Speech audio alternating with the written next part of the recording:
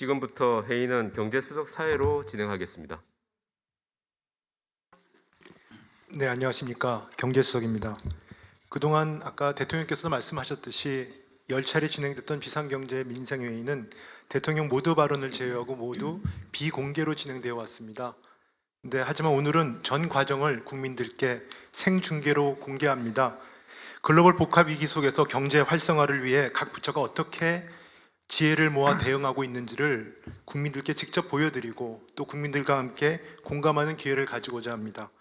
회의는 총 5개의 주제로 준비했습니다. 대통령과 장장관께서는 자유롭게 현장 토론을 해주시기 부탁드립니다. 본격적인 논의에 앞서서 경제부총리께서 최근 경제 상황과 추진 방향에 대해 간략히 설명해 주시겠습니다. 네, 경제부총리입니다. 지금부터 최근 경제 상황과 경제 활성화 추진 방향에 대해 보고 드리겠습니다. 최근 국내외 경제는 전 세계적인 고물가, 고금리, 고환율로 인해 금융시장 변동성이 크게 확대되고 경기 둔화 우려도 커지는 복합 위기 상황에 직면해 있습니다. 국제기구들의 세계 성장, 교역, 하락세 전망에서 보듯이 상당 기간 이러한 어려움이 지속되고 특히 금년보다도 내년이 더 어려울 것으로 예상됩니다. 한편으로는 장기간 해결하지 못한 과다한 규제, 노동, 교육 등 구조적인 문제들이 누적되면서 우리 경제 잠재 성장률은 빠른 속도로 하락하여 현재 2% 내외까지 낮아진 상황입니다. 복합 경제 위기 돌파와 우리 경제 재도약이라는 두 마리 토끼를 잡기 위해서는 서비스 산업 등 내수도 중요하지만 무엇보다도 수출 활성화가 핵심 키라고 할 수 있습니다.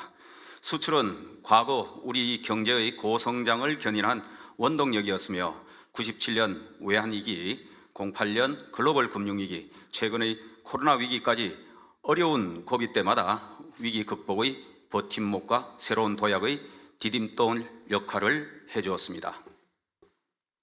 그런데 최근 수출 여건을 보면 지난해부터 이어진 높은 증가세가 금년 하반기 들어 빠르게 둔화되는 모습입니다. 특히 우리 수출의 약 20%를 차지하는 반도체 수출이 글로벌 업황 둔화로 감소세를 나타내면서 관련 기업들의 영업이익도 위축된 상황입니다.